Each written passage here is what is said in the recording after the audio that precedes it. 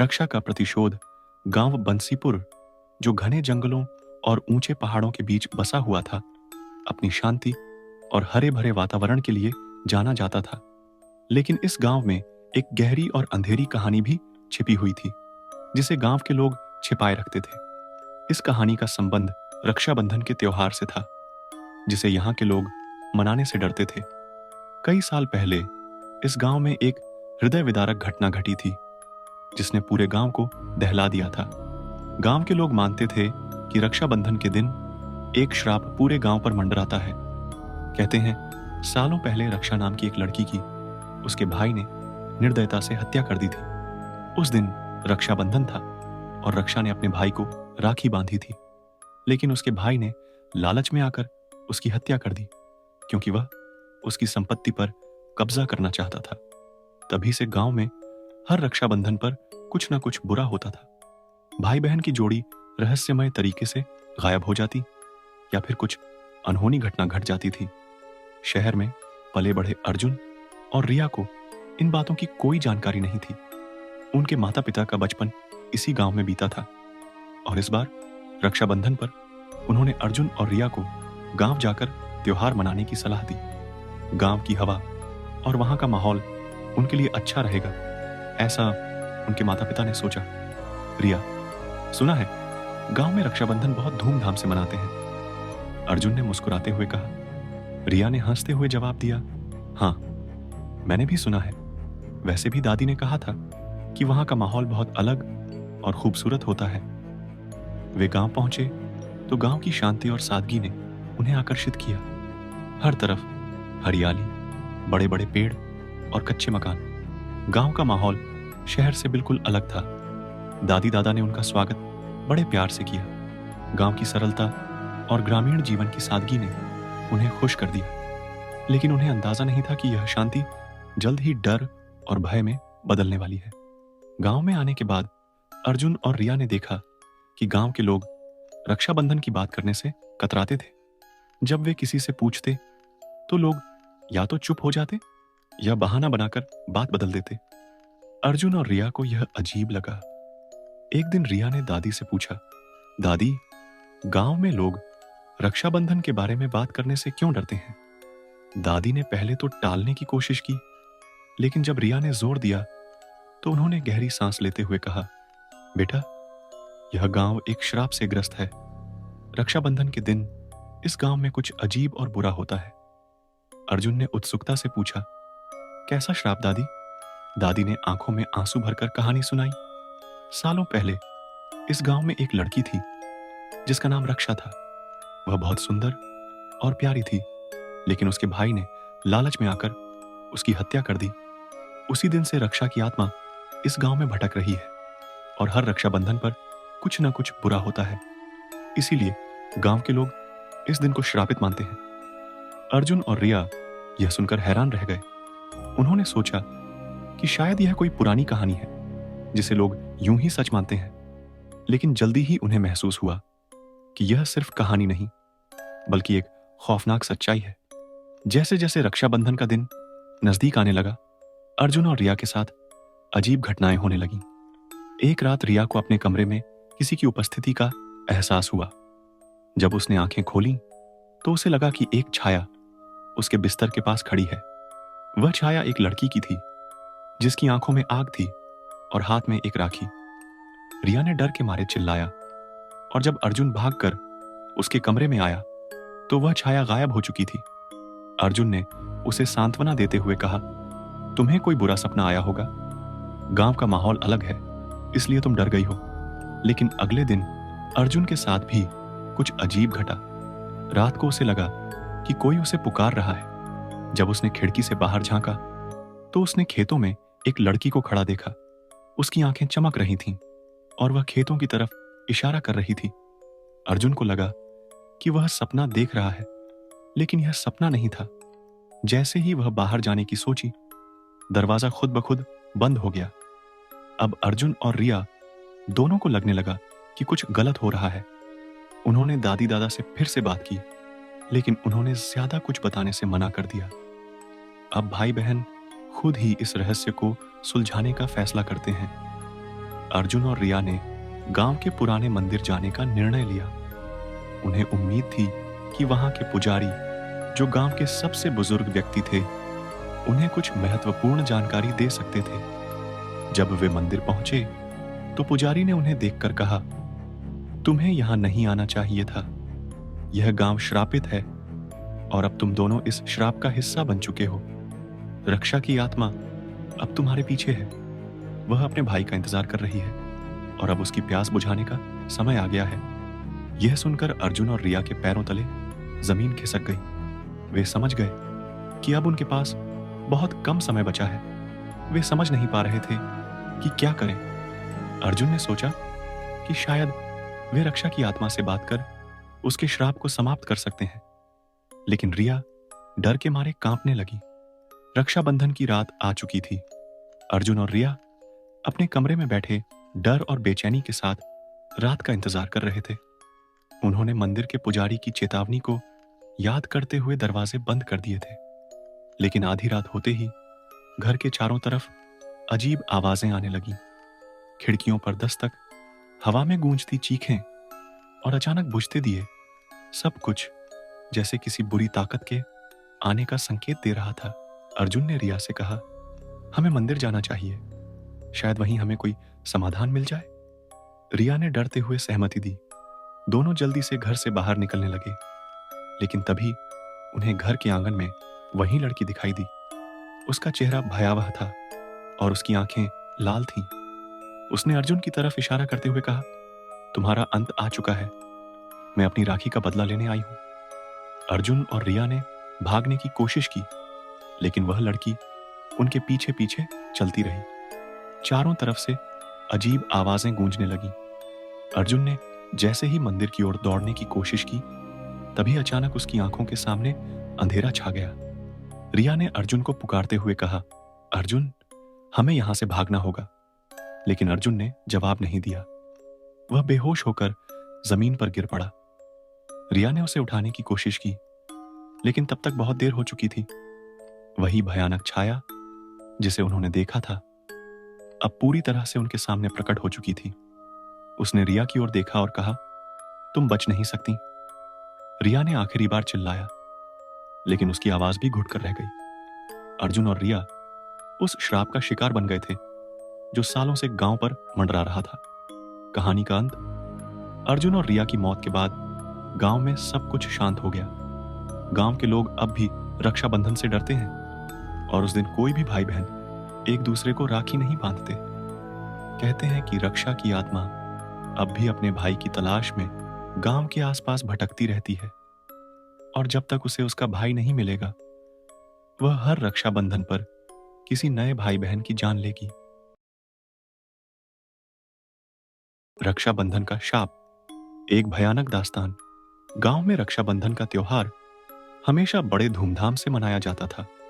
त्योहार की खुशियां चारों ओर फैल चुकी थीं। हर कोई एक दूसरे से मिल रहा था। वीरेंद्र और उसकी बहन राधिका भी इस पर्व की तैयारी में जुटे थे। राधिका ने इस बार अपने भाई के लिए विशेष राखी बनाई थी। गांव के बाजार में हर जगह भीड़ थी। मिठाई की दुकानों पर भी लंबी कतारें थीं। वीरेंद्र और राधिका का रिश्ता बेहद खास था। वीरेंद्र अपने दोस्तों के बीच गांव का सबसे समझदार लड़का माना जाता था। वह अपने कामों में हमेशा सफल रहता था, लेकिन राधिका उसकी सबसे बड़ी ताकत और कमजोरी थी। हर साल राधिका अपने भाई की कलाई पर राखी बांधती और दोनों के बीच अटूट बंधन की पुनः पुष्टि होती। गांव के बीचों बीच एक पुरानी टूटी फूटी हवेली थी, जिसे लोग चंपा हवेली के नाम से जानते थे। हवेली का इतिहास भयावह था। बुजुर्गों के अनुसार चंपा नाम की एक लड़की ने अपने भाई को राखी बांधी थी, लेकिन एक दुर्भाग्यपूर्ण हादसे के कारण वह राखी शापित हो गई। वह राखी बांधने के बाद उसके भाई की मौत हो गई थी। उस घटना के बाद से चंपा की आत्मा इस हवेली में भटक रही थी। इस कहानी को सुनकर गांव के सभी लोग डरे रहते थे, खासकर रक्षाबंधन के समय। राधिका और वीरेंद्र इस कथा को अक्सर मजाक में उड़ा देते थे, लेकिन इस बार राधिका के मन में अजीब सा डर था। उसे बार बार हवेली की याद आने लगी थी। रक्षाबंधन के दिन से ठीक पहले राधिका को सपने में हवेली दिखाई दी और उसके अंदर कुछ अजीबोगरीब घटनाएं होती दिखीं। सपने में एक सफेद साड़ी पहने स्त्री बार बार कहती थी, इस बार राखी मत बांधना, नहीं तो तुम भी वही देखोगे जो मैंने देखा था। रक्षाबंधन का दिन आ पहुंचा। राधिका ने वीरेंद्र को राखी बांधी, लेकिन उसके चेहरे पर चिंता की लकीरें साफ दिखाई दे रही थीं। वीरेंद्र ने उसे तसल्ली दी कि यह सब महज वहम है, लेकिन राधिका के मन से डर हट नहीं रहा था। शाम को वीरेंद्र और उसके कुछ दोस्तों ने मिलकर हवेली जाने का फैसला किया। वे यह देखने के लिए उत्सुक थे कि आखिर वहां सच में कुछ है या यह महज एक कहानी है। वीरेंद्र ने राधिका से भी कहा कि वह उनके साथ चले, लेकिन उसने मना कर दिया। वीरेंद्र अपने दोस्तों के साथ हवेली पहुंच गया। हवेली के दरवाजे भारी और जंग लगे हुए थे, लेकिन वीरेंद्र ने उन्हें धक्का देकर खोल दिया। जैसे ही वे अंदर गए, हवेली के अंदर का माहौल बेहद डरावना था। हवेली की दीवारों पर जाले लगे हुए थे और हर कोने से अजीब सी आवाजें आ रही थीं। वीरेंद्र ने देखा कि एक कमरे के अंदर एक पुरानी राखी पड़ी थी जो खून से सनी हुई थी। जैसे ही वीरेंद्र ने राखी उठाई, हवेली की हवा अचानक ठंडी हो गई। एक जोर की चीख हवेली के अंदर गूंज उठी और एक सफेद साड़ी पहने स्त्री प्रकट हुई। वह स्त्री कोई और नहीं बल्कि चंपा की आत्मा थी। उसकी आंखें खून से लाल थीं और उसने वीरेंद्र की ओर देखते हुए कहा, तुमने मेरी राखी को छूने की हिम्मत की है, अब तुम मेरी जगह जाओगे। वीरेंद्र और उसके दोस्तों के दिलों में खौफ समा गया। हवेली के दरवाजे अपने आप बंद हो गए थे और उन्होंने भागने की कोशिश की, लेकिन उनका हर प्रयास नाकाम रहा। चंपा की आत्मा ने एक एक करके वीरेंद्र के दोस्तों को गायब कर दिया और अंत में वीरेंद्र अकेला रह गया।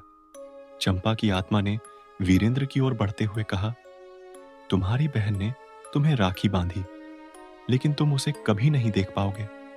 हवेली में जो कुछ हो रहा था उसकी खबर राधिका को मिली। उसे तुरंत समझ में आ गया कि वीरेंद्र खतरे में है। वह तांत्रिक के पास गई, जिसने हवेली के बारे में कई बार चेतावनी दी थी।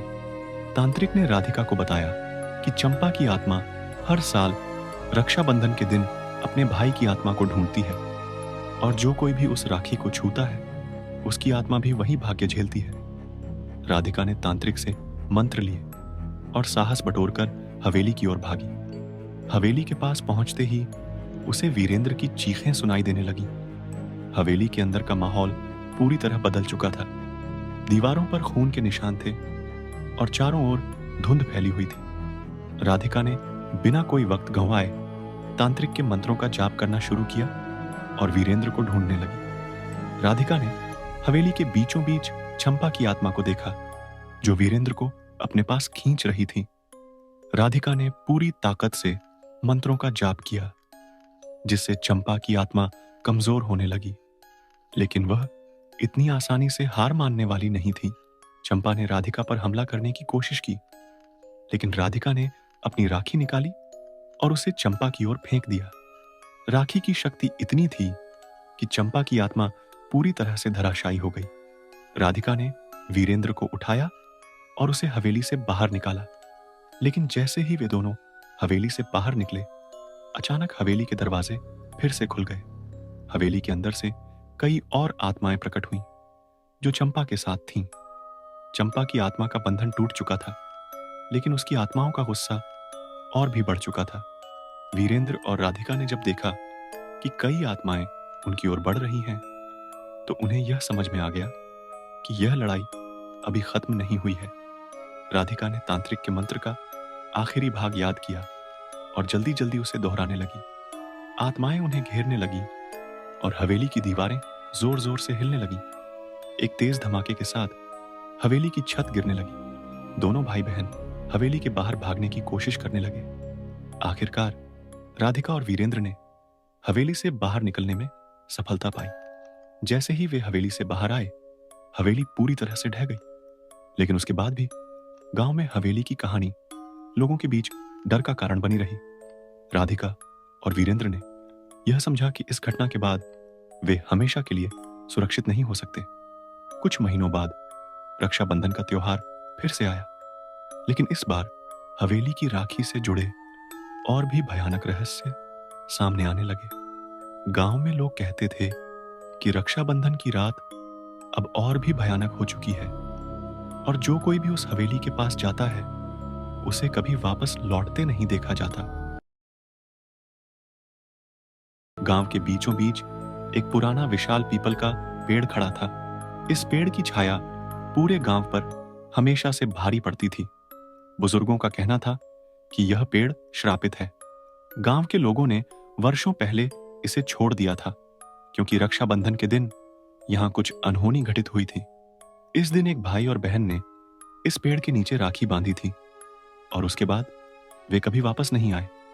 उस घटना के बाद से गांव के लोग पेड़ के पास जाने से कतराते थे। पेड़ के नीचे की जमीन भी अजीब सी लगती थी, मानो उसमें कोई काली शक्ति छिपी हो। जब भी हवा पेड़ की टहनियों से टकराती, अजीब सी आवाजें सुनाई देती, जैसे कोई सिसकियां भर रहा हो। इस पेड़ के पास कोई नहीं जाता था, खासकर रक्षाबंधन के दिन, क्योंकि कहा जाता था कि जो भी उस दिन इस पेड़ के पास जाता है उसकी मौत निश्चित है। आरव और उसकी छोटी बहन सिया गांव के बाकी बच्चों की तरह उस श्रापित पेड़ की कहानियों को सुनकर बड़े हुए थे, लेकिन उन्होंने कभी उन बातों को गंभीरता से नहीं लिया। दोनों भाई बहन एक दूसरे के बेहद करीब थे। सिया आरव से बहुत प्यार करती थी और हर रक्षाबंधन के दिन अपने भाई के लिए एक खास राखी बनाती थी। इस बार भी सिया ने अपने हाथों से एक राखी बनाई थी और वह बहुत उत्साहित थी। आरव एक पढ़ा लिखा लड़का था, उसे अंधविश्वास में विश्वास नहीं था। वह सिया को हमेशा इन कहानियों से दूर रखने की कोशिश करता था, लेकिन इस बार कुछ अजीब हो रहा था। रक्षाबंधन से एक हफ्ता पहले से ही आरव अजीब सपने देख रहा था। हर रात वह देखता कि सिया उसे अंधेरे जंगल में बुला रही है और उसके पीछे एक परछाई है जो धीरे धीरे उसके करीब आ रही है। यह सपना हर रात एक जैसा ही होता, लेकिन हर बार वह और डरावना हो जाता। रक्षाबंधन का दिन आ गया। सिया सुबह से ही बहुत खुश थी। उसने अपने भाई के लिए खास राखी तैयार कर ली थी और आरव के लिए मिठाई भी बनाई थी, लेकिन आरव के चेहरे पर उस दिन अजीब सी चिंता दिख रही थी। वह सोच में डूबा हुआ था और उसके दिमाग में बार बार वही सपना घूम रहा था। शाम के वक्त सिया ने हंसते हुए कहा, भैया, इस बार मैं तुम्हें उस पेड़ के पास राखी बांधूंगी। देखते हैं कि उस श्रापित पेड़ में कितनी सच्चाई है। आरव ने उसे टालने की कोशिश की, लेकिन सिया की हंसी के आगे वह कुछ कह नहीं पाया। राखी का थाल लेकर सिया आरव के साथ उस पेड़ की ओर बढ़ने लगी। हवा में अजीब सी ठंडक थी और जैसे जैसे वे पेड़ के पास पहुंचे, आरव का दिल तेजी से धड़कने लगा। उसके पैर भारी हो रहे थे और उसे लग रहा था कि कुछ बहुत बुरा होने वाला है। जैसे ही वे पेड़ के पास पहुंचे, आसमान अचानक से घना हो गया। चारों ओर अंधेरा छा गया और हवा ने अजीब सी आवाजें निकालनी शुरू कर दी। सिया ने जैसे ही आरव की कलाई पर राखी बांधने के लिए हाथ बढ़ाया, पेड़ से एक जोरदार सिसकी की आवाज आई। ऐसा लगा जैसे किसी ने बहुत जोर से चीख मारी हो। दोनों भाई बहन चौंक कर पीछे हट गए। आरव ने घबराते हुए कहा, चलो सिया, यहां से चलते हैं, यह जगह ठीक नहीं लग रही। लेकिन सिया ने हंसते हुए कहा, भैया, यह सब बस हवा की आवाजें हैं, तुम इतने डरपोक कब से हो गए? उसने फिर से राखी निकालकर आरव के हाथ में बांधने की कोशिश की। जैसे ही सिया ने राखी बांधी, पेड़ की जड़ें हिलने लगी। एक भयानक आवाज के साथ पेड़ की टहनियां हवा में उछलने लगी और एक धुंधली परछाई पेड़ की छांव से निकलकर सिया की ओर बढ़ने लगी। वह परछाई धीरे धीरे स्पष्ट होने लगी। उसकी आंखें लाल थीं और उसका चेहरा बेहद विकृत और डरावना था। आरव ने सिया को खींचने की कोशिश की, लेकिन उसके पैर जैसे जमीन से चिपक गए थे। सिया ने एक बार अपने भाई की ओर देखा और उसकी आंखों में भयानक डर था। भैया, मुझे बचाओ, उसने चिल्लाते हुए कहा। लेकिन तब तक वह परछाई सिया के चारों ओर लिपट गई। उसकी आंखें सफेद हो गईं और उसका चेहरा धीरे धीरे बदलने लगा। उसकी सांसें थम गईं और वह ठंडी हो गई। आरव घबराहट में चिल्लाया, सिया, सिया, क्या हुआ तुम्हें? सिया की आंखें खुली, लेकिन वह सिया नहीं थी। उसकी आंखों में एक अजीब सी चमक थी और उसके होंठों पर एक विकृत मुस्कान थी। अब मैं तुम्हारी बहन नहीं हूं आरव, उसने भयानक आवाज में कहा। मैं उस आत्मा की कसम हूं जिसने तुम्हारी बहन को हमेशा के लिए अपने साथ ले लिया। आरव ने भय से कांपते हुए सिया को देखा, जो अब आत्मा के नियंत्रण में थी। वह आत्मा उसके सामने खड़ी थी और उसके हाथों में राखी की डोरी बंधी थी, जो अब उसकी मौत का प्रतीक बन गई थी। सिया की आत्मा ने अपने हाथ से राखी की डोरी खींची और आरव की ओर बढ़ी। तुम भी इस बंधन में बंध चुके हो आरव, आत्मा ने कहा। तुम्हारी मौत अब तय है। आरव ने भागने की कोशिश की, लेकिन उसकी टांगों में जान ही नहीं बची थी। आत्मा ने उसे जकड़ लिया और उसकी आंखों में अंधेरा छा गया। जैसे ही वह गिरा, उसने आखिरी बार सिया को पुकारा, लेकिन अब सिया कहीं नहीं थी। उसकी आत्मा हमेशा के लिए उस श्रापित पेड़ में कैद हो चुकी थी। अगले दिन गांव वालों ने देखा कि आरव और सिया दोनों गायब हो गए थे। उस पेड़ के पास सिर्फ राखी के धागे पड़े थे और पेड़ की जड़ें लाल खून से भीगी हुई थीं। गांव के लोग समझ गए कि एक और भाई बहन इस श्राप का शिकार हो चुके थे। यह रक्षाबंधन का दिन था, लेकिन इस दिन के साथ एक और श्रापित बंधन जुड़ चुका था। यह पेड़ अब और भी भयानक हो चुका था और हर साल रक्षाबंधन के दिन यह पेड़ किसी और को अपने श्रापित जाल में फंसा लेता था। पेड़ के नीचे हर साल राखी की डोरी और खून के धब्बे मिलते रहे और गांव में हर रक्षाबंधन एक नया डरावना किस्सा जुड़ता गया। आरव और सिया की मौत का रहस्य कभी हल नहीं हुआ, लेकिन उस पेड़ के पास कोई और जाने की हिम्मत नहीं कर पाया।